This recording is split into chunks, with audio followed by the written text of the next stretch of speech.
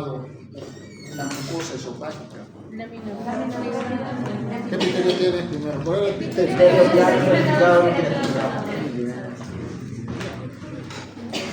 Ya, más bien lo recuerdan, ¿no? Ahora lo que vamos a ver es la patología.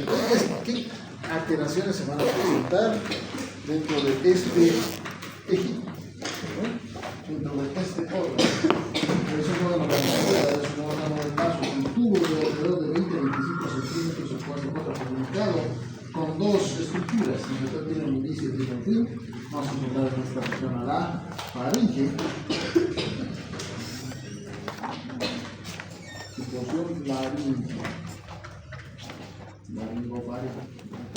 Y en la parte más baja, en su parte distal, vamos a encontrar al esfínter cardíaco. Muy bien. Está formado por un tubito. Este tubito tiene una parte mucosa y una parte muscular, pero submucosa.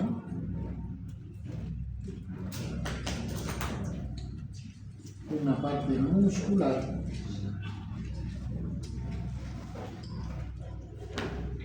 y tiene una parte serosa o adventicia.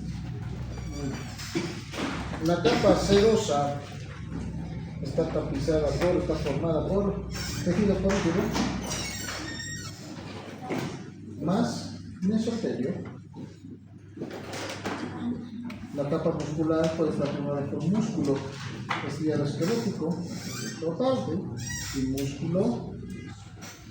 La submucosa está formada por tejido conectivo denso regular colagenoso y la mucosa va a estar conformada por tres componentes, ¿cierto? Vamos a tener a la muscular mucosa, vamos a tener a la lámina propia, vamos a tener al epitelio plano certificado no queratinizado. Listo. Estos son los componentes que tenemos que saber, porque ahora como vamos a ver patología, vamos a ver alteraciones de esto, del proceso del cambio esofágico, así como del proceso histológico esofágico.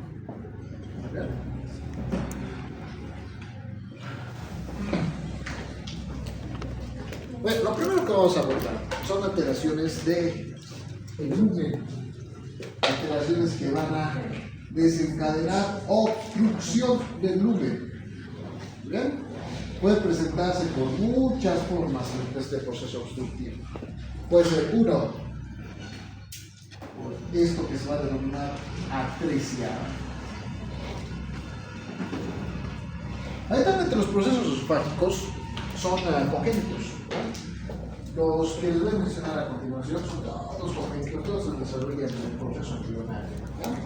Uno es la atresia. ¿Qué es la atresia? Es un pobre desarrollo de un segmento bien localizado del esófago. Habitualmente este se va a presentar en la región media y en la región proximal del esófago. ¿Bien?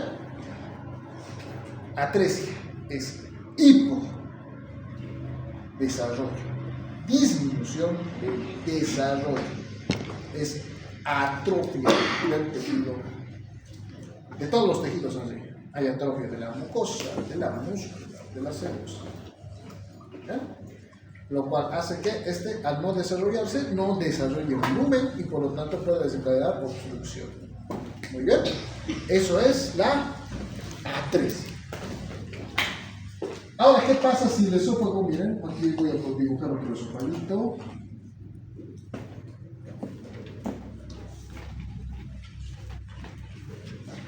No se llega a unir, no se comunica.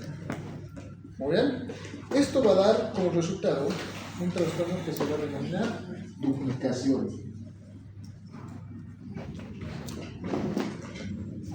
Esto es cuando dos segmentos del esófago no llegan a comunicarse por completo. También puede existir esto. Aquí tenemos el esófago y ya no hay más esófago, ¿ya? Solamente se desarrolla una parte. Esto puede ser cuando hay pérdida del tejido esofágico, se va a denominar agenesia.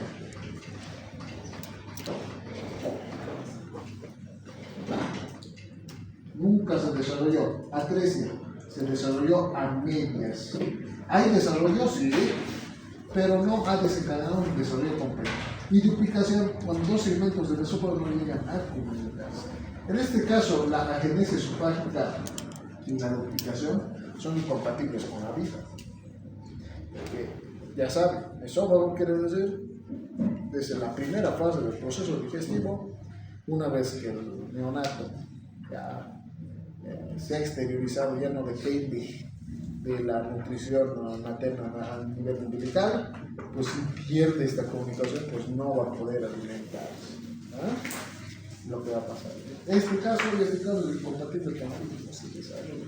Mientras que este todavía tiene cierto grado de manejo quirúrgico. ¿Ya? Ahora, también hay otro tipo de procesos que se van a desencadenar acá a nivel esofágico, ¿ya? Y eso se debe a las fistulizaciones. ¿Ya? En el caso de la duplicación puede tener fistulización. Pueden estar unidos por un espacio, por un conducto. ¿Ya? Una fístula, pregunta de evaluación. No, ¿qué hace? Una fístula es una comunicación normal entre dos vísceras luminales, entre dos vísceras huecas. ¿Verdad? Eso es una fistulización. Ahora, un proceso fistulario común es algo que sucede en el primer tercio esofágico. Quiero ver dibujar. Aquí tenemos el esófago, llega hasta el estómago, ¿ya? Y tenemos otro granito, pues, tráquea, la tráquea. Pues aquí tenemos la tráquea. Puede existir una comunicación entre ambas, pero se debe a la fístula. ¿Qué es fístula? La comunicación. Una comunicación anormal, una comunicación patológica, y entonces toda la secreción, incluso el proceso alimentario, toda la nutrición, puede transportarse hacia la región traqueal. ¿Y qué puede desencadenar? Dificultad respiratoria, puede desencadenar neumonía, puede desencadenar proceso inflamatorio, puede desencadenar alteraciones. ¿Ya? Ahora, esto es muy relevante. Porque lo que estamos hablando hasta ahora son puramente procesos congénitos. ¿Ven? ¿De qué hemos hablado? Hay tejido. ¿Qué vamos a denominar cuando no hay agenesia? No hay esófago. Agenesia nunca se desarrolló. Se desarrolló probablemente, ¿qué es? Atresia. ¿Ya? Estos dos bordes esofágicos no se han comunicado nunca. ¿Qué es eso? Duplicación, ¿no? Y cuando se encuentra comunicado, Fístula. fistulización. ¿Ya? Todos estos son congénitos. Hay otros trastornos que son atípicos. ¿Ya? Estas son obstrucciones. Y como podrán ver, son procesos obstructivos morfológicos, físicos. ¿Ya? Muy bien. Continuemos. Las duplicaciones, las agenesias, las estenosis también. Las estenosis, por ejemplo, no son congénitas, son asociadas a un proceso etiopatogénico, asociado a un proceso inflamatorio, en otras palabras. ¿Ya? La estenosis se presenta por fibrosis, reemplazo del tejido funcional por tejido cicatrizado. ¿Cómo está conformada la mucosa esofágica? Epitelio plano, estratificado, no caracterizado, una capa de tejido contíguo denominada lámina propia y muscular muy de la mucosa. Este tejido se reemplaza. ¿Y por qué se reemplazan? Fibras del colágeno por tejido cicatrizado. ¿Y por qué se presenta tejido cicatrizado? Por lesión, por una lesión constante. Todos estos trastornos obstructivos, van a entrar en su evaluación, no pensemos, trastornos obstructivos. Por caso de las estenosis, lesiones. La más frecuente, la enfermedad por su grupo gastroesofágico, pero que tiene que ser crónico. Desencadena un proceso inflamatorio constante y va a desencadenar, por lo tanto, cicatrización, reemplazo del tejido. Puede ser por irradiación o por agentes cáusticos. ¿ya? Y la activación de algunos procesos tumorales, procesos inflamatorios, de agentes cáusticos poseídos de manera accidental o voluntaria. ¿Ya? Muy bien. Ahora, todas estas características tienen algo en común. Son obstrucciones físicas. Todas tienen una característica morfológica. Hay una que es una obstrucción funcional. Se llama acalasia. ¿Ya? La acalasia se va a desencadenar por un trastorno de la migración de las células neuronales, tanto simpáticas como vegetativas, pero las neuronas vegetativas de la regulación del peristaltismo esofágico. ¿Cómo se llaman las fibras que van a desencadenar la motilidad gastrointestinal? Hay dos, se encuentran en dos sitios. Los plexos, Meissner y Auer. Los dos, ¿de qué dependen? ¿De qué sistema nervioso? Parasimpático. Parasimpático. Son fibras parasimpáticas. En el caso de las obstrucciones funcionales, hay ausencia de estas. Hay poca comunicación de estas con las estructuras musculares, tanto de la muscular de la mucosa como de la muscular externa. Y al no haber este proceso de comunicación, pues ¿qué va a desencadenar? No va a haber peristaltismo. Y al no haber peristaltismo no hay propulsión. Al no haber propulsión, el paciente sufre disfagia. Y al presentar disfagia o alteraciones dentro del proceso de la deglución, el paciente no va a poder consumir alimentos. ¿Es un proceso obstructivo? Sí. Pero no es con alteraciones funcionales. Es con alteraciones, pero no es con alteraciones estructurales. Es con alteraciones funcionales. La forma de medir también es distinta. ¿Ya? Eventualmente puede desencadenar espasmos hasta cierto nivel, ¿ya? Puede desencadenar la aparición de algunas estructuras, por lo menos en ecografía o en radiografía varitada, como el esófago en cascanueces o el esófago en reloj, ¿ya? En reloj de arena. Esto básicamente va a ser, puede o no encontrarse, ¿ya? Porque puede ser que nosotros estemos revisando, le hacemos la orden para la radiología, pero el esófago no hay alteraciones peristálticas. Puede encontrarse con, les he dicho, estas dos características, que es hasta cierto punto el peristaltismo y después está dilatado, ¿no? Pero hay otra forma de poder diagnosticar. A eso me quiero dirigir. No se diagnostica con imagenología. ¿Cómo creen que se diagnostica? Tomografía, sí. Tomografía podría ser, pero tendría que ser la tomografía en, ¿cómo te puedo decir? Una tomografía, una videotomografía. Porque ese es el punto, ¿verdad? El esófago no va a mostrar absolutamente ninguna de estas alteraciones, por lo tanto, la obstrucción no se encuentra acá, ¿verdad? Hay que saber, hay que buscar cuál es la forma de poder identificar un proceso obstructivo funcional, porque el esófago está normal. Le haces validación, le haces contraste, radiografía, ecografía, todo no. Endoscopía, entonces. Endoscopía, ya. La endoscopía también depende de si le pescamos justamente en el momento de la contracción, ¿cierto? Porque la contracción del esófago tiene que ser simétrica. ¿Cierto? Se contrae esta parte con el mismo tono, se contrae esta parte con el mismo tono. En el caso de cuando introducimos el endoscopio, pues vamos a poder notar cierta parte del peristaltismo, ¿no? Pero pues el peristaltismo es poco tónico. ¿Sí? No es lo que quiero decir, ¿no? ¿Cómo se podría diagnosticar esto? Una patología esofágica funcional con alteraciones del peristaltismo. Una resonancia magnética. La resonancia magnética también es imagen. Te puede dar falso positivo, falso negativo. Puedes decir, caray, pero eso está normal, no tiene nada. Endoscopía tampoco, porque en la endoscopía estamos viendo solamente la superficie, ¿no es cierto? El esófago puede contraerse o no.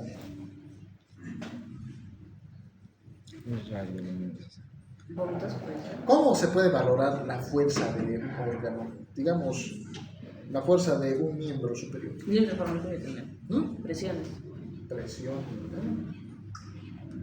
Ahora, ¿cómo se mide la presión de un órgano visceral? Por un manómetro. Es un esofagomanómetro. Se coloca una bombilla endoscópica, este dispositivo, más como el guantecito. ¿Ubican del guantecito del tensiómetro? Un globito se hincha y por eso se mide en varios segmentos y el esófago tiene que tener la misma fuerza. Así se mide. Es bien complicado tratar de identificar eso, porque como les he dicho, no hay alteraciones funcionales. No, pero no hay alteraciones estructurales. Todas las alteraciones son funcionales, son alteraciones de peristaltismo. ¿Bien? ¿Estamos? La atalasia es una dismotilidad peristáltica. Muy bien. Afectada. ¿Qué se va a afectar acá? Afectación vagal, este es el núcleo dorsal del vago. Y la enfermedad de Chagas puede desencadenar dilatación esofágica.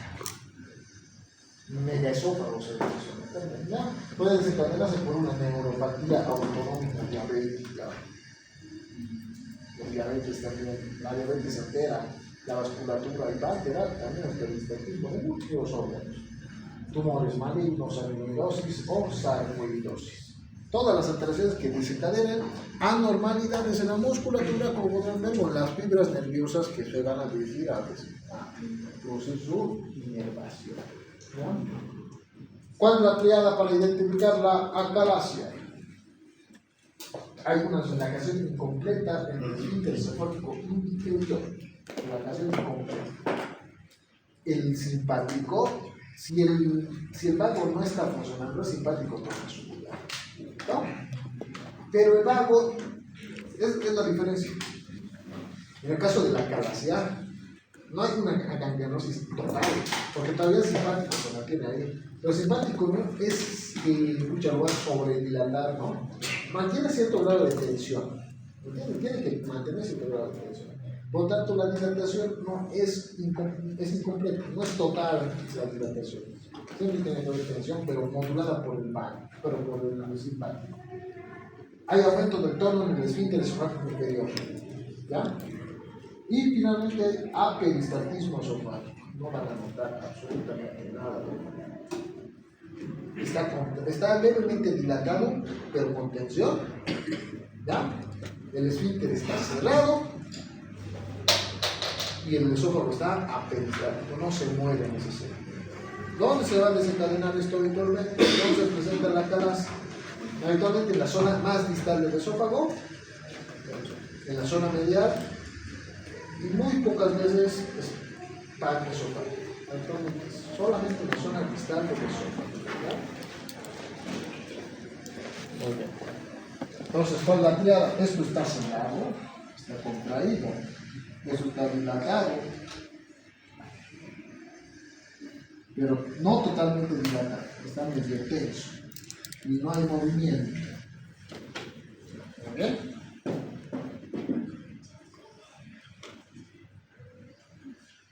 Ya.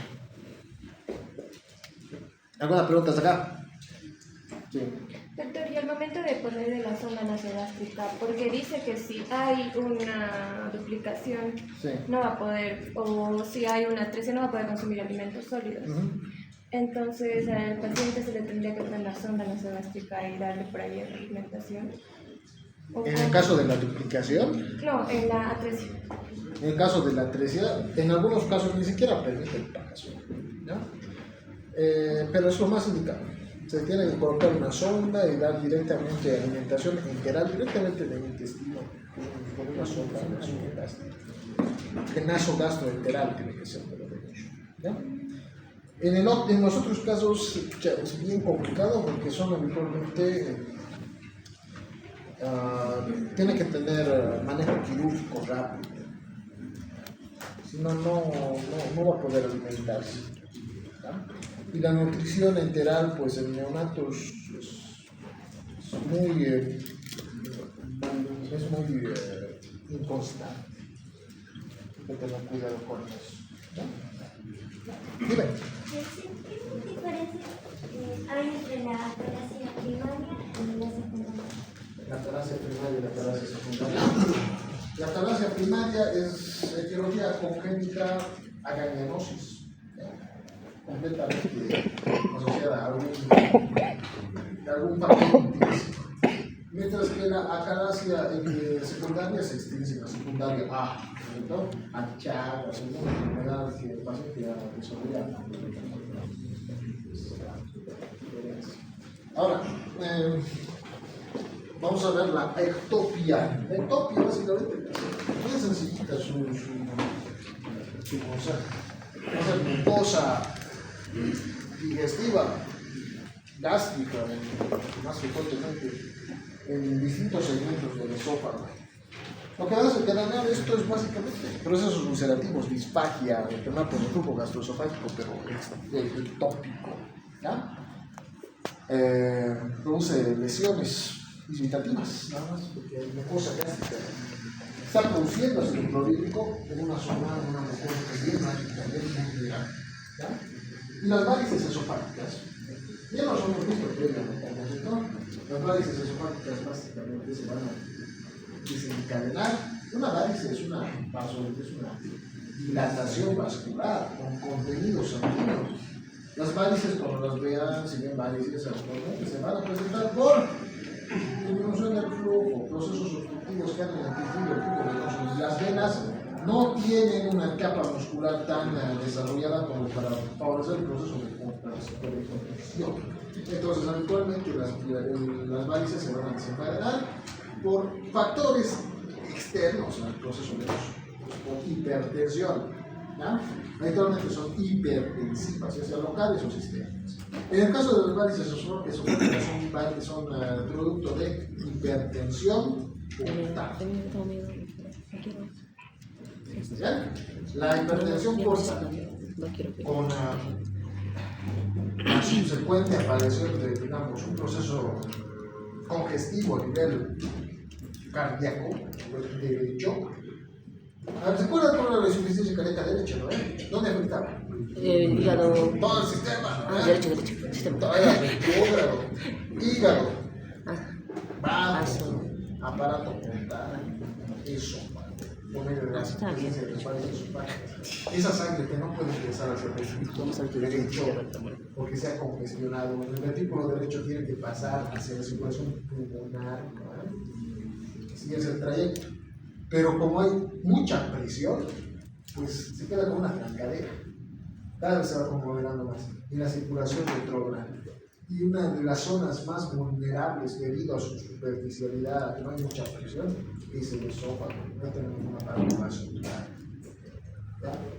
El aparato vascular va a desencadenar que aquí estamos viendo los vasitos. Los vasitos sanguíneos se encuentran en dos zonas. Se encuentran en la lámina propia y se encuentran en la submucosa. Los vasos desde la submucosa son los más voluminosos. ¿Ya? Los vasos submucosos empiezan a dilatarse. Se dilatan cada vez más. ¿Ya? Y al dilatarse ocupan el espacio del útero. Como son superficiales y su pared está muy debilitada por el proceso de la dilatación, son vulnerables a que no se... Por eso pasa contenido alimenticio, ¿no ven? Entonces mi paciente consume algo y ese bolo alimenticio lo que hace es afectar e empujar, en algunos casos lesionar a este vaso sanguíneo que se encuentra en la superficie. Y cuando lo empuja, lo lesiona o lo rompe, va a producir hemorragia digestiva muy severa, muy severa. El paciente se puede desangrar en cuestión de horas, puede fallecer. Y va a desencadenar un proceso hemorrágico importante. El paciente empieza a toser sangre, empieza a vomitar sangre. El proceso produce aperistatismo, si hay un proceso lesivo en el esófago, como cualquier víscera del trayecto intestinal, pues ¿qué va a producir? Hilo, detenimiento, se detiene. El paciente empieza a, sale la sangre hacia el contenido intestinal y empieza a vomitar, porque no puede pasar. ¿Vale? Y si pasa, pues va a desencadenar otro hallazgo en el sector, la presencia de melenas en las heces, porque es una característica de la hemorragia digestiva, pero no se puede desencadenar hematemesis, eso se llama hematemesis. Vómito con sangre, hematemesis, el vómito hematosa, no puede desencadenar melenas, ese es con melenas. Bien. Entonces la causa actualmente hipertensión portal. Y la hipertensión portal ya sabemos la causa, insuficiencia cardíaca derecha. La sangre no llega hacia el ventrículo derecho y no puede ser dirigida al pulmón. Por una verdadera trancadera en todo el circuito vascular venoso. Los vasos esofágicos tienen alta presión, sí, tienen alta presión, son superficiales, sí, son superficiales, y además son vulnerables, porque es un tubo de tránsito. Mi paciente come algo, se rompe y desencadena. Muy bien. Puede producir hematemesis masiva, como hemos dicho, puede desencadenar en el paciente en cuestión de minutos o horas se pueda desangrarse. Ya depende del proceso de detección, porque toda la sangre está tratando de transformar y se va a dirigir hacia el ventrículo derecho, pero no hay suficiente espacio para esta sangre. Entonces, ¿dónde va a ser su vía de salida? El foco hemorrágico que se ha desencadenado a nivel de por la presión. Si pinchan un globo, pues por dónde se va a guiar la presión de todo lo que se encuentra dentro. En principio, como se pinchó, ¿no ven? Va a salir toda la presión. La gente se va a desarrollar. ¿Cómo se puede identificar esto? ¿Cómo se puede diagnosticar? En dos cosas. Si un paciente presenta hematemesis, si un paciente tiene disparia, si un paciente presenta anemia, palidez, y su paciente además tiene altos niveles de presión arterial, piensen que se trata de un síndrome, de una insuficiencia diurética que ha desencadenado una afectación portal, una hipertensión portal, y puede haber producido una varice esofágica que se ha abierto. ¿Ya? Así tiene que ser su línea de estacionamiento clínico. ¿Ya? ¿Estamos? Ya hemos visto alteraciones morfológicas, funcionales, procesos metaplásicos, congénitos y procesos asociados a enfermedades secundarias que desencadenan procesos nutritivos y hemorrágicos. Veremos algunas imágenes.